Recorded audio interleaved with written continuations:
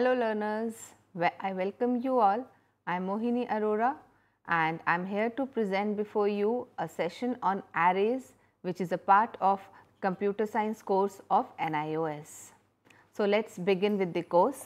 In this session we will be covering what is an array, we will be explaining the concept of an array, we will be defining, accessing and initializing the array elements. We learn how to perform common operations on one-dimensional arrays and explain two-dimensional arrays as well.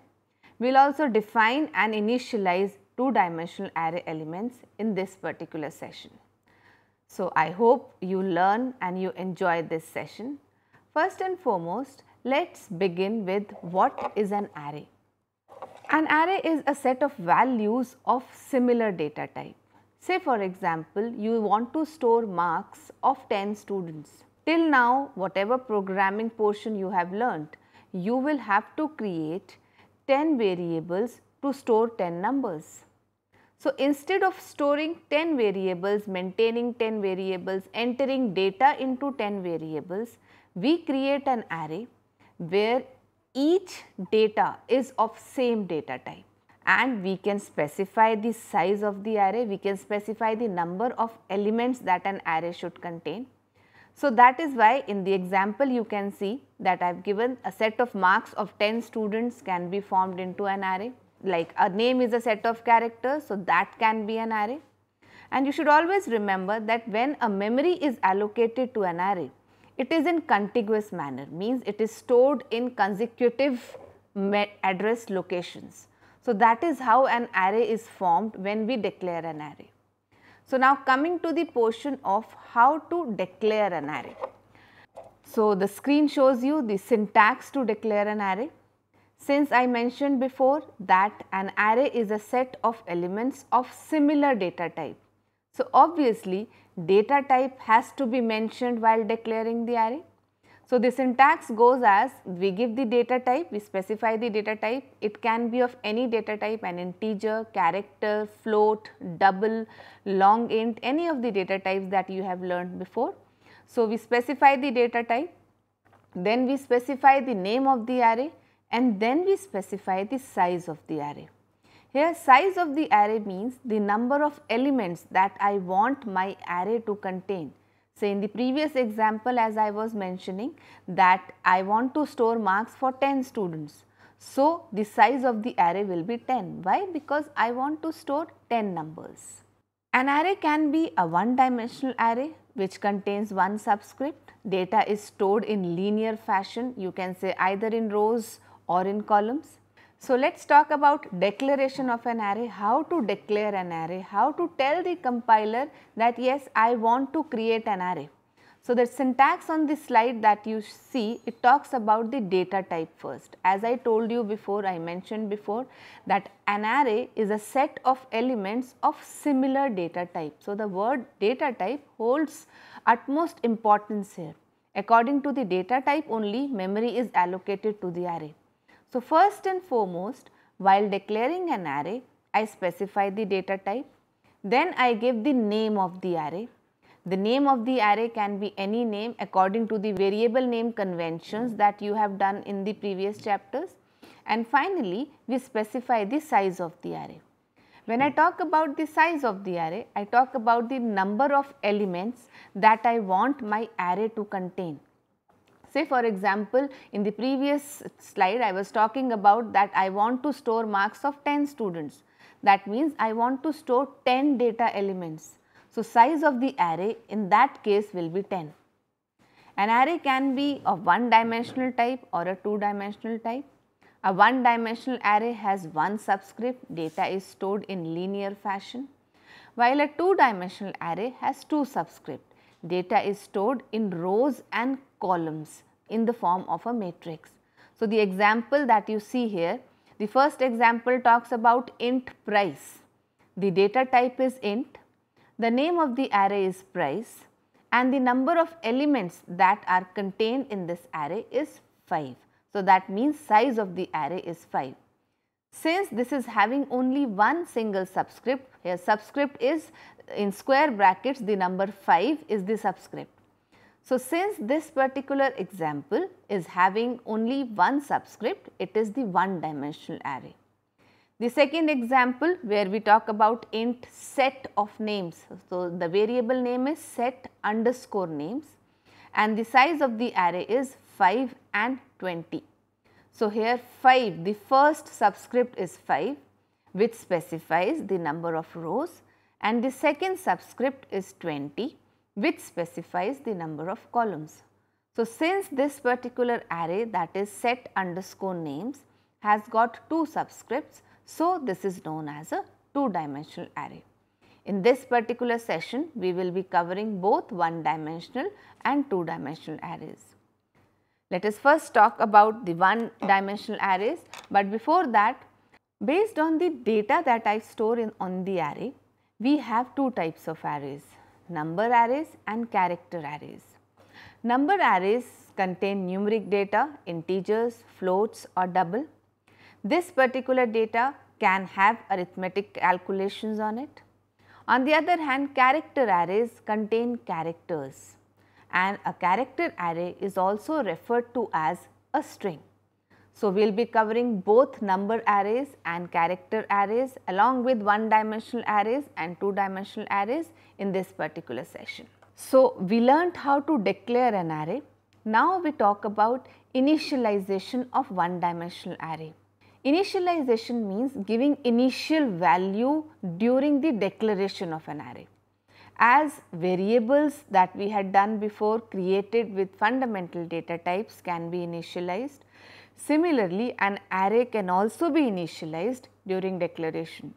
The screen shows you the example also where there is an integer array of size 5 which is initialized with values 1, 2, 3, 4, 5.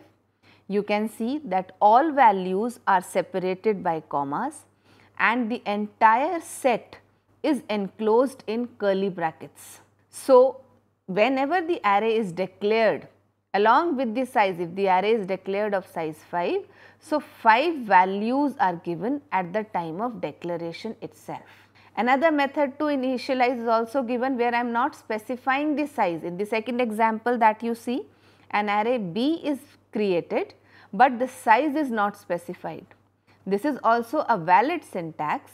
Here the compiler automatically takes the size by counting the number of elements during declaration.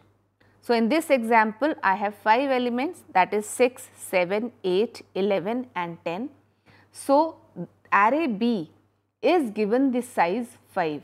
So, that means the memory is allocated according to the 5 elements that are being initialized with in this particular array. So, these are the two ways in which arrays can be initialized. Now, we move on to strings. We just talked about initialization of number arrays. Now, we talk about initialization of a string. A string can also be initialized, that means it can be given values during declaration itself. Since a string is a set of characters and every constant character is enclosed in quotes, so here also the value with which the string is being initialized is enclosed in double quotes. The word computer science that you see on this slide is enclosed in double quotes and the size of the array A is 20. Second example, as we did in number arrays, here also I am not specifying the size of the array, but I am initializing it during declaration. So, in this example, the size of the array is taken automatically by the compiler by counting the number of elements that are present in the array. Here I would like to mention one more thing, that every string or every character array is terminated by a null character always. So, whenever you declare a string, you should always keep 1 byte extra for the null character. That means, if I count the number of characters in the array B, I have 1, 2, 3, 4, 5, 6, 7, 8 characters in Calcutta and 1 of null. So, B will be allocated 9 bytes of memory. That is another difference between a string, that means a character array, and a number array, that a character array is terminated by a null character, but a number array does not contain any null character. See, this is what I was talking to you about. This is the null character in a string. You can see that here I am specifying each and every element separately in single quotes. That is why the character null at the end also has to be specified separately in single quotes. In the previous declaration, since the entire word Calcutta was given together in double quotes, so null need not be specified. But nevertheless, this method or the previous method, a string is always terminated by a null character. A number array on the other hand does not contain any null character. So, with this we move on to, now we have declared an array, we have initialized an array. Let us now process the elements of the array, let us now work with the elements of the array. The various operations possible on arrays are traversal, searching, sorting, insertion of an element in an array and deletion of an element in an array. So, let us cover all these one by one. First, we talk about traversal of an array. An array is traversed means I am moving in an array from one location to another, from one element to another. Usually, I begin traversal from the beginning. That means from the first element of the array. So, if an array has 5 elements, I start traversing from the first element, then I move on to the next element, then I move on to the next element and so on till the time the last element is reached. I can traverse an array for various purposes, but generally it is used for display purposes. I want to display all the elements of an array, so that means I want to traverse an array.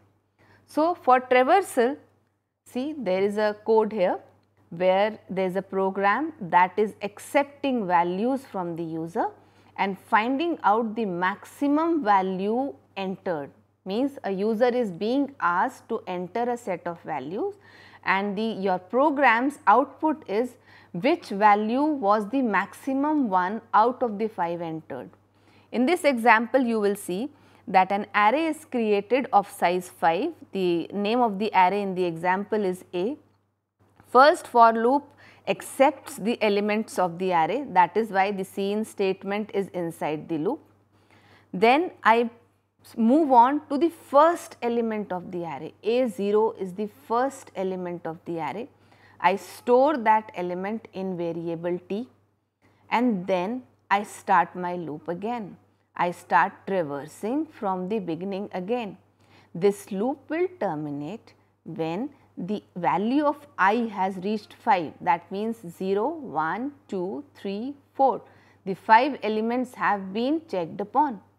What am I doing in this particular loop? I am checking whether the value of t is less than the element, means suppose the value of t was 2. First element of the array was 2 and the second element of the array is 4. So, 2 is less than 4. In that case, t contains 4, it does not contain 2. So, the variable which is storing the maximum value, in this example it is t, it gets a new value every time an element with larger value is encountered. So, at the end of the loop, I have the maximum value that is displayed in the form of t. So, in this particular example, I am traversing, I am moving from one element to another. If you see inside the second for loop, I am moving from one element to another, from I equals to 0 to I equals to 1 to 2 to 3 to 4 and so on. So, I am moving from one element to another and this process is traversal. So, traversing of an array you will do very often during the programming course, because every time when array elements are accepted, you need to move, you need to check them due to some or the other logic. So, traversal is of utmost importance for arrays. Next, we move on to searching. Searching is finding a particular data element in an array. I have accepted certain elements, say 5 or 6 or 7 elements in an array using the loop. I want to search whether a value exists in an array or not. Say I entered an array with the value 4, 5, 7, 8, 9, 10 and I want to search whether 5 is existing in the array or not. The message should come accordingly. So, this particular technique where I am searching for an element is the searching technique. There are two types of searching methods that are covered in your course. First is the linear or sequential search and the second is the binary search. In case of linear search, I am checking each and every element one by one, means I am traversing and I am checking the element. So, first element I pick up, I compare with the data element to be searched. If it is found, I give the message that the element has been found and I close my program.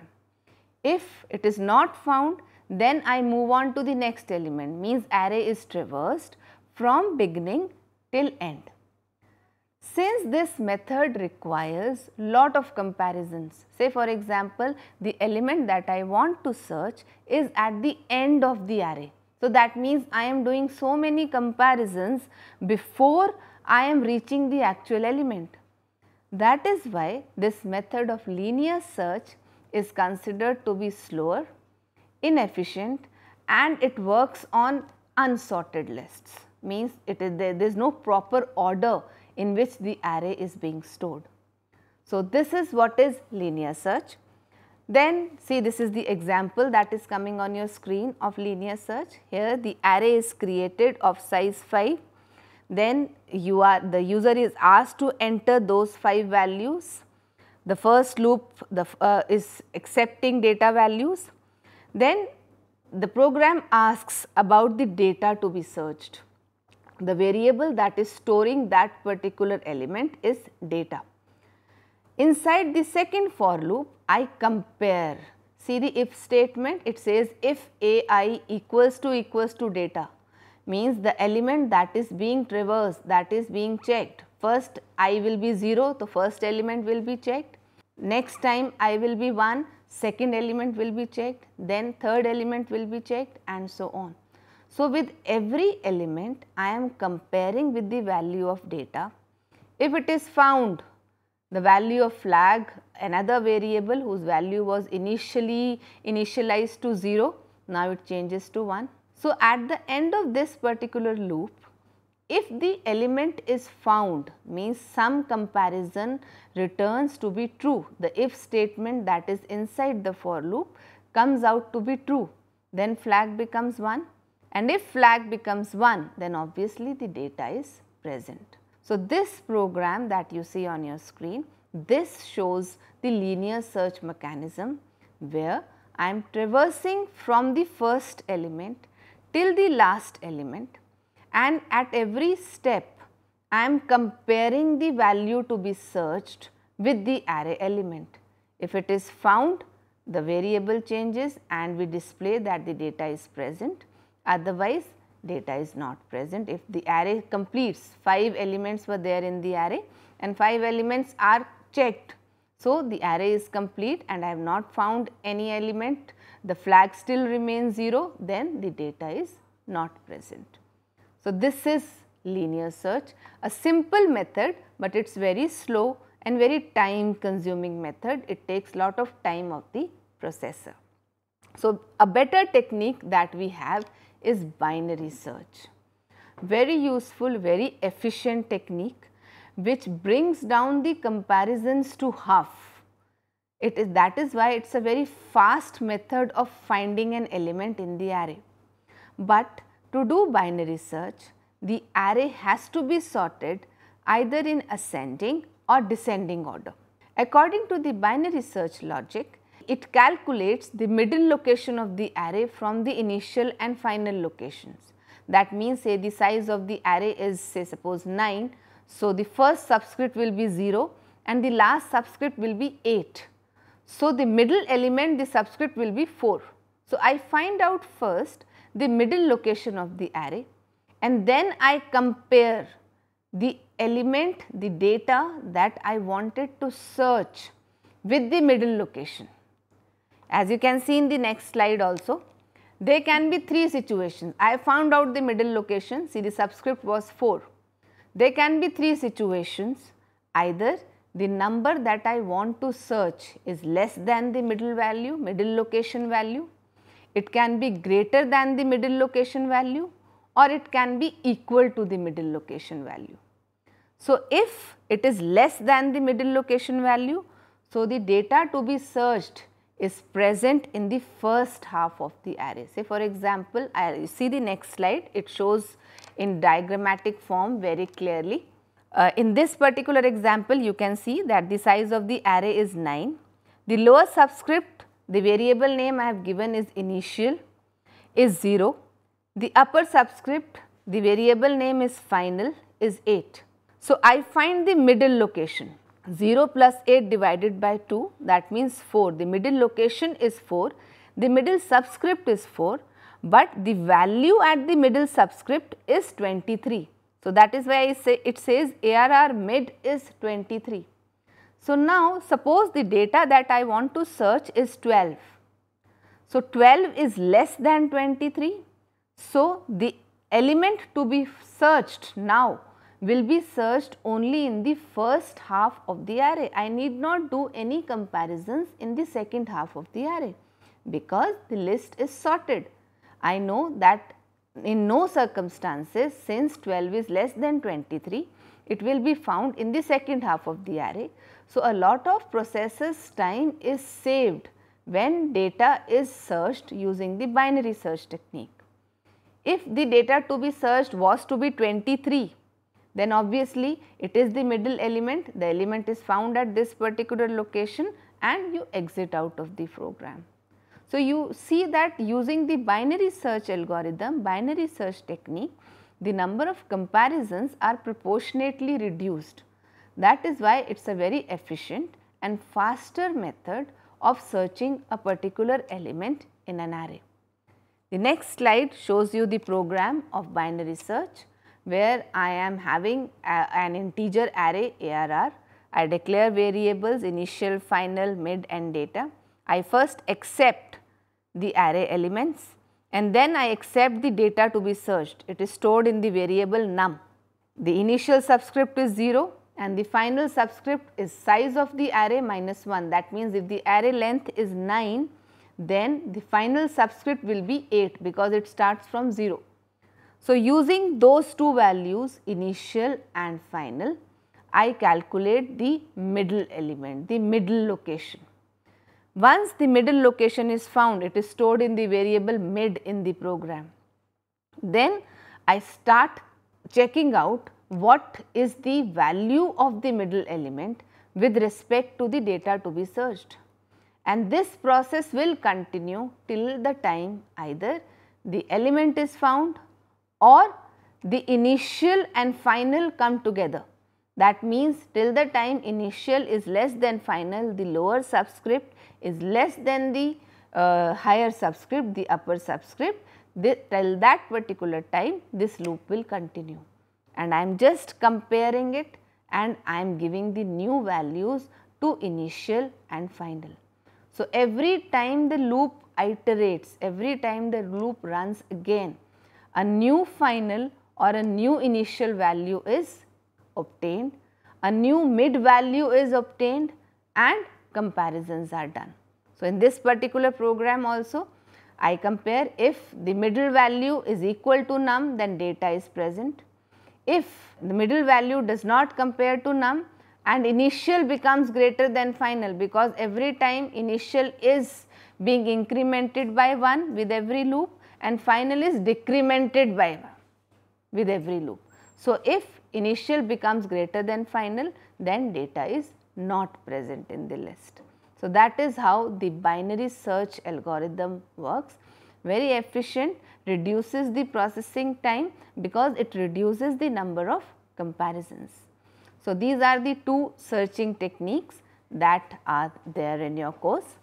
Next, we move on to sorting. Sorting is a method to arrange the list in either ascending or descending order.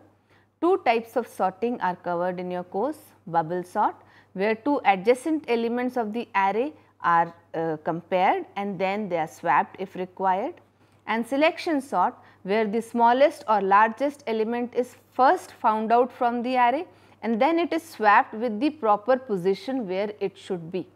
So, these two sorting techniques have been covered in your curriculum. Next, we move on to the insertion of an element in an array. Insertion is adding of the data item either in the middle or in the beginning or at the end of the array. For this, we first find out the position where the element should be inserted. You can use any of the search procedures. You can use either linear search or binary search for this particular task, and then you insert data into that particular element. Similarly, for deletion also, we first find the location of the element to be deleted and then whatever value has to be deleted is overwritten by the next element of the array. So, that is how the elements of the array are deleted from there. So, this is how we have worked with one dimensional array. Now, we talk about 2D arrays or two dimensional arrays which has two subscript, as I had explained below before also. The first subscript is for the rows and the second subscript is for the column. In this example also, I have declared an integer array of size 5 and 4, where 5 is the number of rows and 4 is the number of columns. Another example of 2D array where the subscript location is shown. You can see that rows are horizontal and columns are vertical. So, first element is having the subscript 0, 0. In the same row, second element is having the subscript 0, 1. Why? Because the row is same, the column has incremented. Similarly, 0, 2, the row is same, column has incremented. So, this is how the subscripts move in an array. You have to keep track of these subscripts. You should understand how the subscripts are made so that you can work on the arrays and create your program. So, as we initialized one dimensional array, exactly in the same manner we can initialize a two dimensional array also in curly brackets and each element separated by a comma. You can initialize row wise or you can initialize giving all the elements together also. So, this brings us to the end of this session. So, by this time you have understood what an array is, how to define, access and initialize array elements, how to perform common operations like traversal, like sorting, like searching in an array, inserting an element, deleting an element also we covered. We also touched upon two dimensional arrays, their declaration, definition and initialization. So, with this we come to the end of the session. I hope this session was a good learning experience for you and you gained from it. Thank you.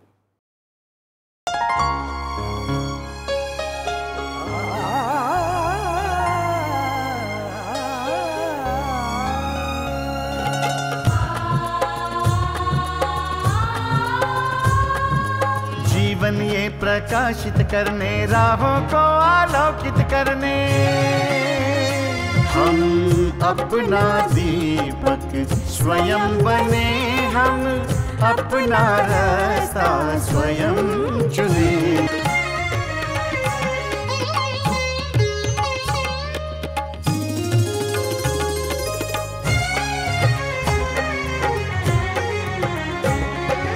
धन साधन समय की सीमा से विद्यालय जो मुक्त हो,